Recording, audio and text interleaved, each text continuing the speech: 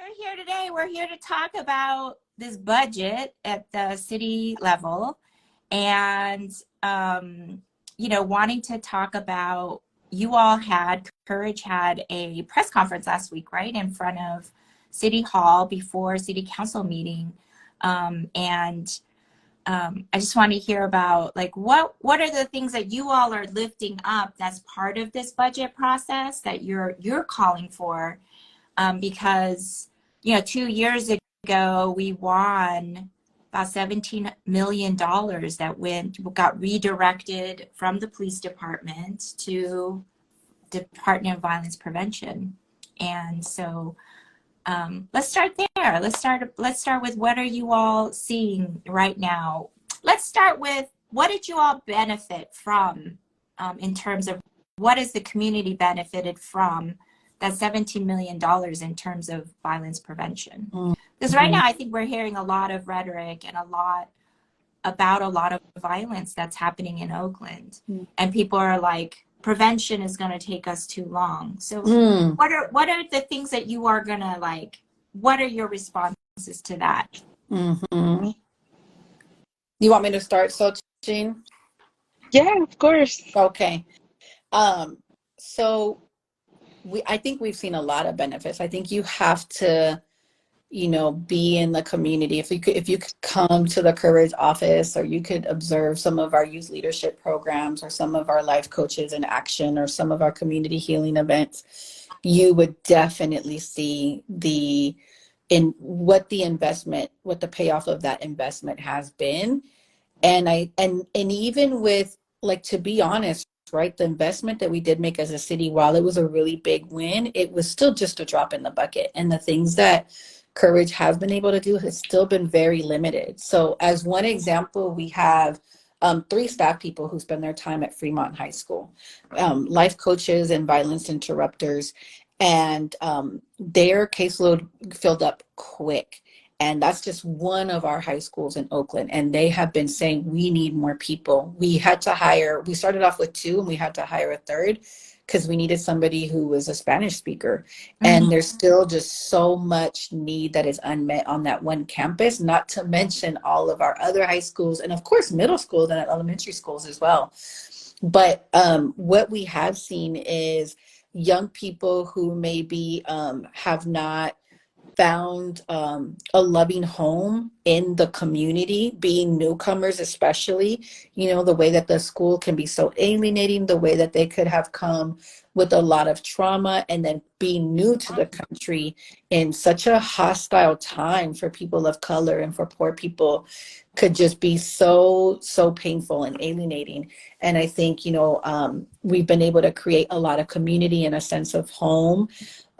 There's trusted people that they can identify with and come to, and they keep coming back and they want more of it.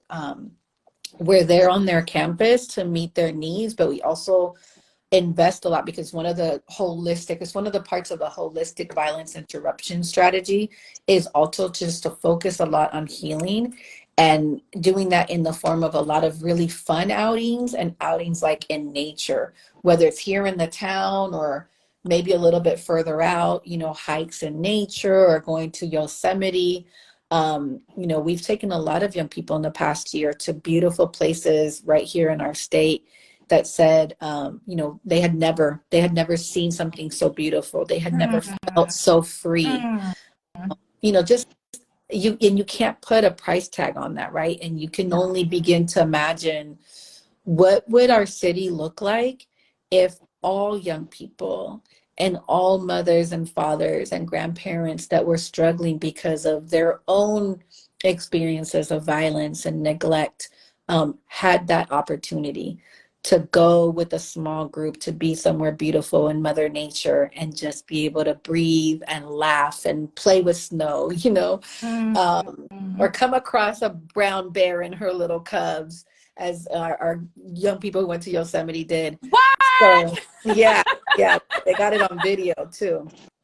So there's just been a lot of really powerful relationships built, a lot of cycles of violence potentially interrupted, hopefully for forever, because when people, a lot of people, and I think Xochitl can speak to this, like when people who are hurting and have been really hurt are able to get some of that life coaching, some of that love, some of those relationships that they really need, and resources. That's the other thing, is that at Courage, we put resources right in people's pockets, all of our participants, all of our affected family members.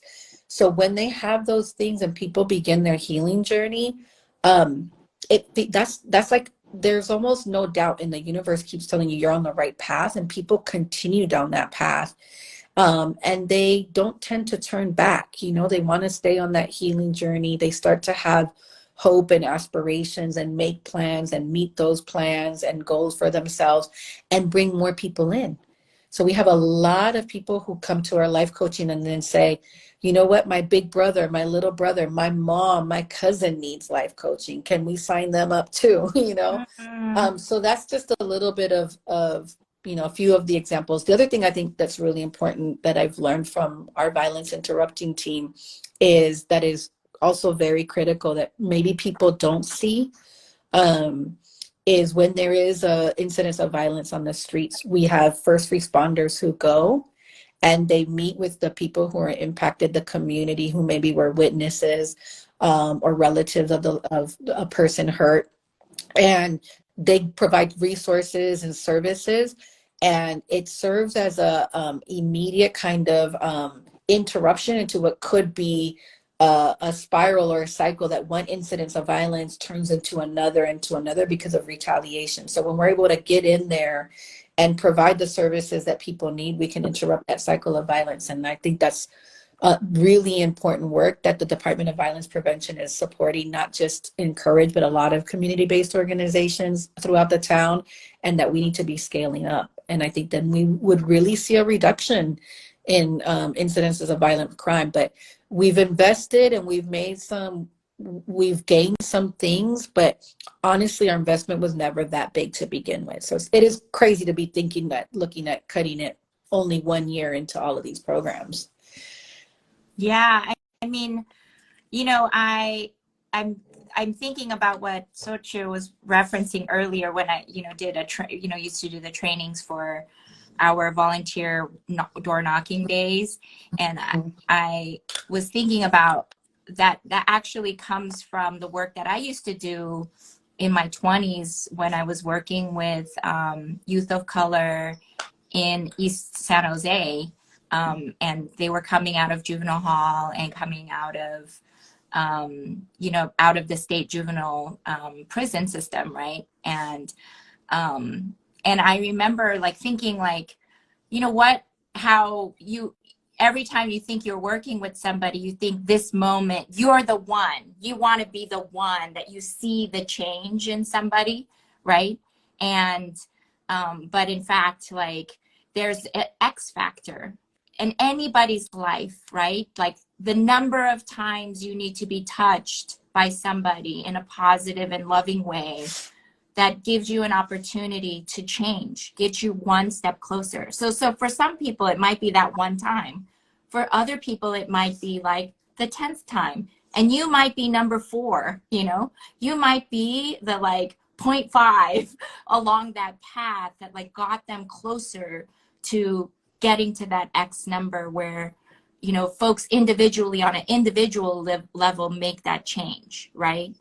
And then I think like the reason why we do the work that we do, and I really appreciate the way you're framing that, Frankie, is like, yeah, that 17 million was a big win, but it's a drop in the bucket, right? Because OPD still is, just from our general budget is about 360 million. So, you know, and we still have crime in our city. We still have a lot of violence in our city. So that investment is not paying out for us in a lot of ways. And I think like for us to also think about it, that it's actually systemic. It's like a way in which we're always like, because the way that I think our mindset is in the US is very individual. Like if we just take care of this one person, we could like change things. When in fact, like what we really need to do is we really need to shift everything that we're doing, shifting the way we're thinking, the way we're doing things. And so I really appreciate like hearing about that. I remember taking young people camping for the first time too. And like, they were like, it is so quiet. And the amount of like stress that was like suddenly like shed for those few days, right? Where they were like, I don't have to worry about nothing. Like the biggest thing is, you know, am I going to see a deer today? Do I have ticks on me? You know, like that was like, that's such a, I don't think people understand the profoundness of what that experience means for people to like not live with that constant stress of the system, like impacting them. I want to pass it to you, Xochtil. I wanted to hear from you too. Like, what are your thoughts about like, you know, what violence prevention has done for, you know, young people, but also like, you know, what we should be talking about now with this budget, right? Because we are in a deficit, and with this city, right, 348 million, 356 million. I don't remember the number right now because it feels like it keeps going up for some reason. And so, like, I wonder, what are your thoughts? Well, I'm definitely collecting my thoughts based on that conversation that we're having. Just straight off the bat, just because it's close to my heart right now. But I can speak around like the juvenile justice section. That's something that I've invested a lot of my time in since I've been with Courage.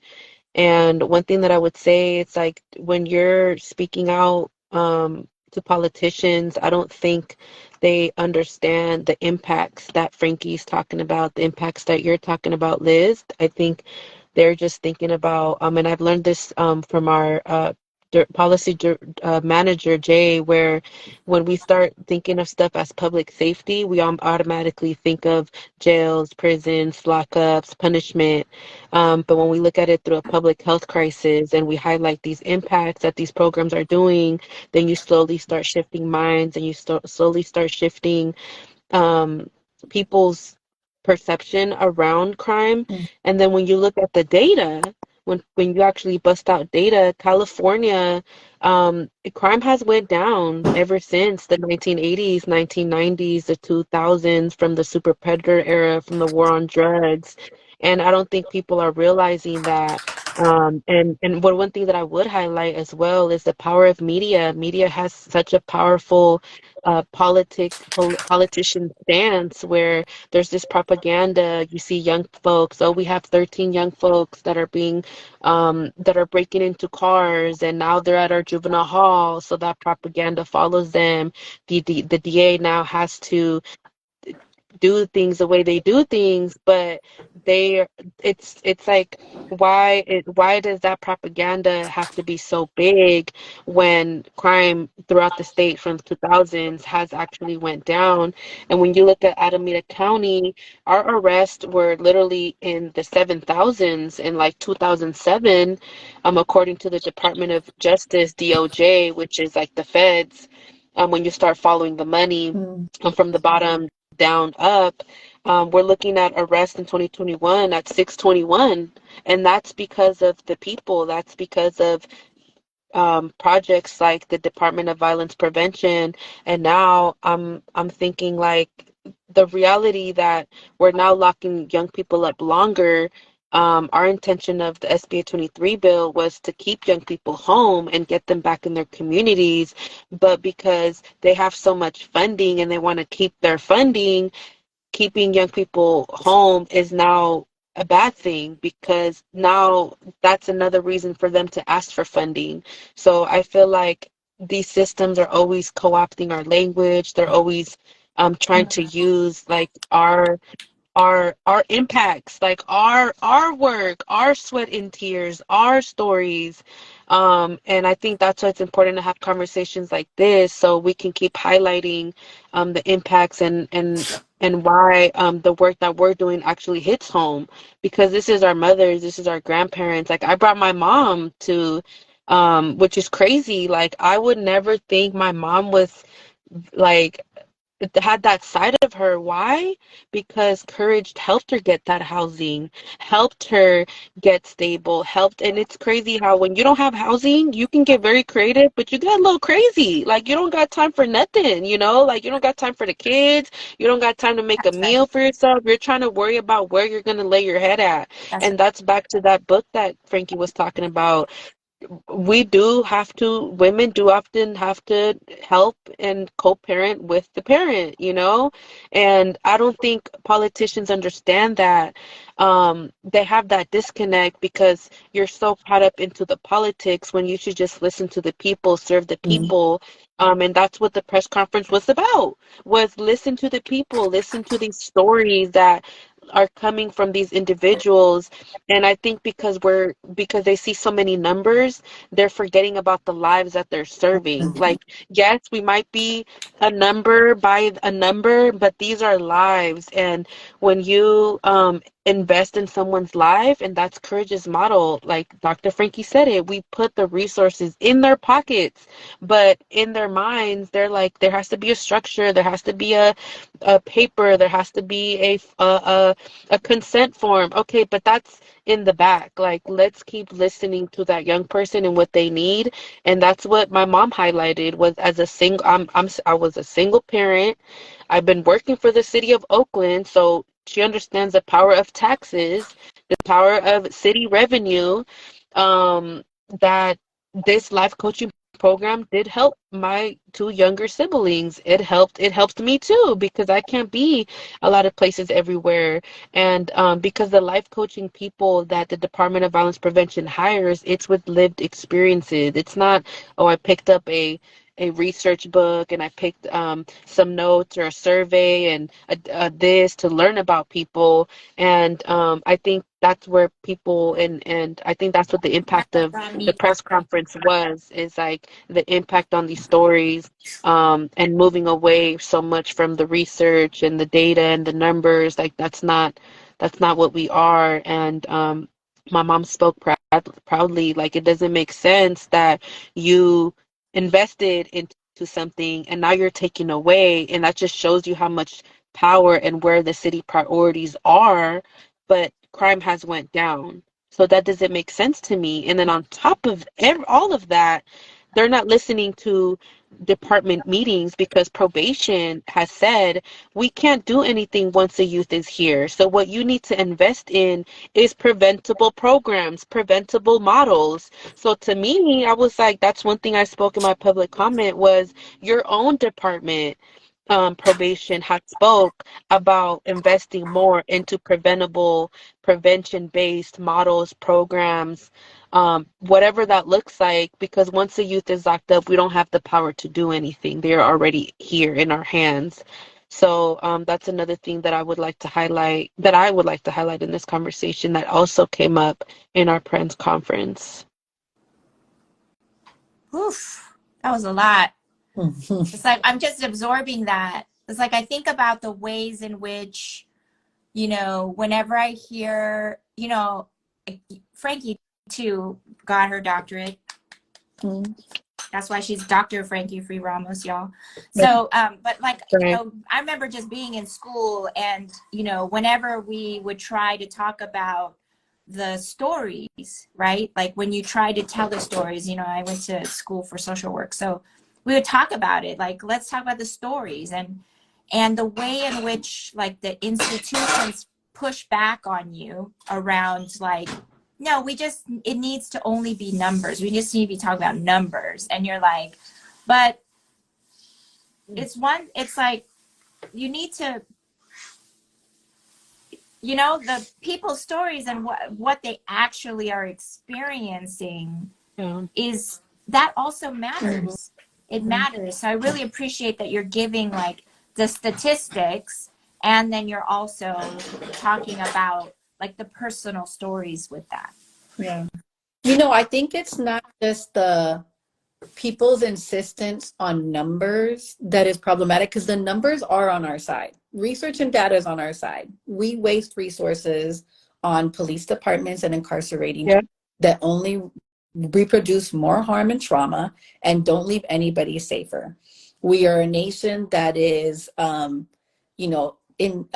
infatuated with locking people up and has always been invested in the disposability of Black and Yeah. brown folks. So history and data is on our side. We've got lots of receipts, lots of numbers to convince people. I think the problem is that people are invested in quick solutions.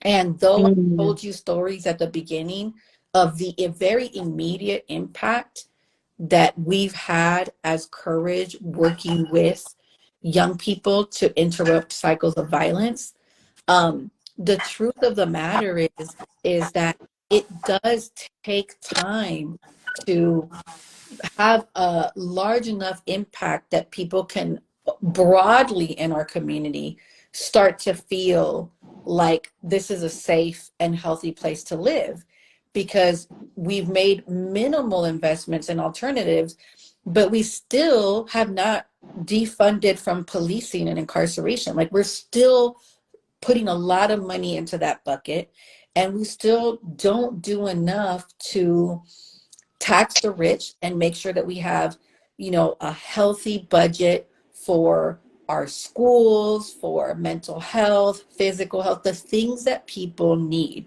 We have not made those investments. And so to me, I think it's really crazy that anybody in this country could feel like they are entitled to sleeping well at night and to feeling a sense of safety, when at the same time we all acknowledge that we live in a very unhealthy and unequal society, and that we don't invest in the things that people need. So how can I expect to be comfortable in my home when so many of my neighbors are housing insecure and food insecure? But it just is like this very unhealthy and yet very much ingrained in us, back to what you said, Liz, individualistic thinking, right? That like we think, well, I was just gonna say that it goes back to I have a roof over my head and I have my job and I'm quote unquote working hard, then I should feel safe. Okay, but what about the fact that collectively we still invest way too much in policing and reproducing harm, and we're not taking care of our people? So I feel like anybody in Oakland upset about public safety, doesn't feel safe, then the right fight that they should be, instead of demanding more police, they should be fighting with us for the people's budget that invest in housing, in jobs, in infrastructure, in resources to the people that need it. Right there. That's right. I mean, I think about that all the time, and it's just like, okay, well, folks in Deep East Oakland and the Flatlands have been talking about violence and needing violence prevention and needing things. We're needing safe parks and clean parks. We're needing housing. We need to make sure that we're going to be able to stay in our homes. And then, folks in the hills ain't worried about that because they're comfortable, right? Or we're only looking out for only particular people, that we think that the solutions are it is either this or that. And really the solutions are probably, this deep and wide and, all of the things in between. And so, yeah, I just I really appreciate you naming all of that too. And like, I just heard you, Xochtil, just like chiming in on some points too. Yeah, just to say, just to kind of piggyback on what Dr. Frankie said, I do, that's right. I would say that some numbers are definitely on our side, and there are some disparities when you start looking at those numbers and things start really coming about, but it just doesn't make sense how it doesn't pick up to them. Like how you're saying, like they rather do quick solutions but not long-term investments. Because even at the city hall meeting, when each department was presenting, the department of the firefighters presented, and one thing to me that I was like, whoa, like that you're not reacting to that, was like they have 300 calls on the hills for a year. That's meaning like just 300 calls. right? So, but that fire department closer to the hill is well restored, has a lot of money, and then the police department on 98 and International gets about 4,000 calls a year. So when they said that, and he was like, we need more money, and I will do everything that we can to just not even ask for a lot, but just to kind of keep the money that we have now and not close it down. Like, he was basically speaking in such a diplomatic way, telling the city council members, like, you guys don't see the disparities, you don't see the inequalities. Like, obviously the Oakland Hills are better off than the flats. They need more resources. And he spoke about the macro program being sustainable, but it's not enough because we're still reacting to overdoses. We're still reacting to abandoned houses that are being set off with fire, or the homeless people setting off fires, versus in the hills. They don't have that because of the policing. They don't have that. That's why we have only 300 calls a year versus 4,000 right there in the deep. So to me, I'm like, you're right. Like, those numbers are good numbers, but why aren't they having a reaction to that? Why isn't there a sense of urgency, you know? So that comes back to a photo voice project that Courage was part of, about with the Everyday Peace Indicators. And I had to take a picture of what my community, I think my quote was, town nights, people gathering, people being there for each other, and life coaching, and models like the Department of Violence Prevention keeps me safe. And they asked me, take a picture of what represents not keeping you safe, or something that's challenging to that. And my picture was of a young man's bike on 98th and International, because he was overdosing. And every car was just driving by. Like, nobody stopped. Nobody honked. And that just made me so sad, because it's right by the Oakland Hills, where folks are just going to their fancy houses, and then it's down the hill, it's poverty. It's the hood, right? It's the people that they talk to us about, that we need more policing, or we're not right in our minds. And I had to pull over. I pulled over, and I honked, and I touched him, and I was like, he was unconscious. And that made me realize how unconscious our community are to these problems, when we have Black and brown people literally overdosing on these streets. And I called the fire department, because that's the only person you can call right now, right? That's why we have programs like the macro program. But they didn't work. They only work certain hours. So it is just money just dropped in the bucket. And I was leaving my mom's house at 11 o'clock from being with my little sisters. And the fire department came, and they missed me. So I was like, okay, let me put my lights on so they can see me. And they tried to resuscitate him. But the ambulance came, and they had to put him into the ambulance, because I was, that's the process, that's the policy. And because he didn't have an ID or an identification, they left him in the ambulance. And for it had 3 hours went by, and they couldn't put his bike in the ambulance. And I realized how powerful a bicycle was to our people here that don't have cars, that are living in the struggle. And I took a picture of his bike that they left, because they finally took him to the hospital. And those are our people that are asking for $1, are asking to eat, and nobody gives them the $1, because in our mind we think that they're going to use it for something that we don't want them to. But if the city invests in programs that we're literally talking about, we won't have things like that, and we'll be in a pathway that our communities wouldn't be numb, and that we can recognize each other and love each other no matter where different paths of our lives and we're at. And that's something that I wanted to talk about, that just sparked something in me to just bring it up. I was thinking about that short-term, long-term strategy, right? Like, the short-term strategy for our communities is always the solution, right? Here, let's just, because it's not worth it, right? Because I think that's the other part that I think that we're all missing in the conversation too, is that this is why the moniker or the movement call for Black Lives Matter, right? Like that moniker is the reason why it's there is because the way in which we dehumanize people who are poor, immigrant people, working class people, in order to live that life, in order for you to not worry about people, you got to dehumanize them. You got to like separate yourself from them, because if you really felt them, if you felt their humanity, if you felt your own humanity connected to their humanity, then you would do something. You would want them to be housed. You would want them to live well. You would want them to eat well. You would want them to work in a place that took care of them, right? That took care of all of our families. We would want those things if we believed in our humanity for other people. And so like, I think like, when I think about the long-term solutions, there are long-term solutions. They're just not for our people. The system is not set up for our people.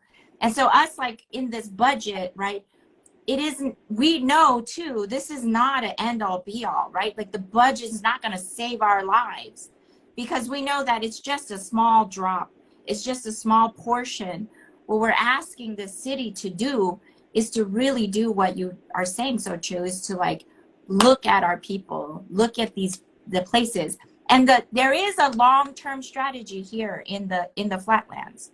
That is the disinvestment over decades in order to push people out so they can bring developers in that will then change the face of this city. That is the long-term strategy. That is the only long-term strategy that the city has and always has had. And it's working now, right? Like we're finally seeing what actually those decades of that disinvestment and that long-term strategy has been, is to push people out. Because the minute that after World War II, and we saw white flight and we saw the suburbia of like Walnut Creek and Concord and Fremont grow, right? And we saw that deep East Oakland and the flatlands of Oakland became more Black, became more brown, right? That's when they started the strategy. That disinvestment began then. That disinvestment began at that moment when we saw the change in the color of this city.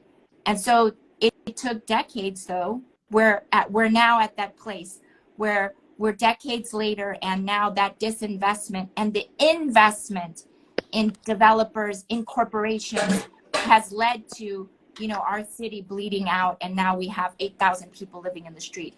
So like, you know, I just want to like frame those in a long-term space too, because I think we often are just thinking about like these last 5-10 years, but really this has been the situation for quite a long time.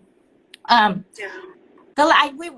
just love this conversation. This is why I do Monday Meals, for conversations like this, and connecting with people like you all.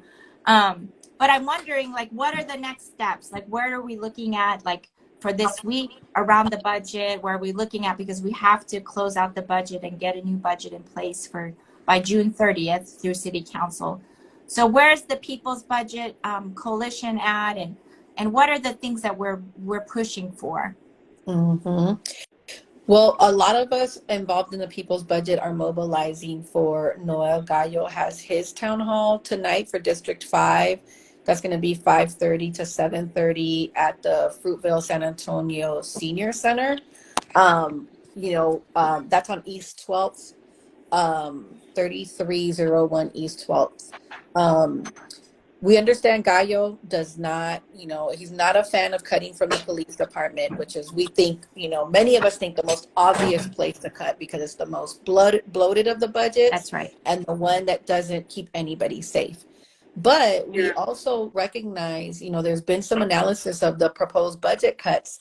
And there are about 7 departments across the city that are looking at some increases actually in their budget, while many others are facing pretty severe budget cuts. The Department of Violence Prevention, which supports a lot of the work that we've been talking about, is looking at more than 26% of their budget being cut. And the way that they're proposing to cut it for Courage would mean up to a 42% reduction in what we're working with. So we'd go back to bare bones minimum. But so there are lots of important departments that are facing cuts. There are several departments, around 7, that are facing some potential increases. And so, we're trying to convince Noel Gallo and anybody that will listen to just potentially shave. If we shaved about 5.5% of the proposed increase for some of these 7 departments, that alone would cover the entire cut that's being proposed for the Department of Violence Prevention, or eliminating one of the police academies. I think there's 5 or 6 being proposed.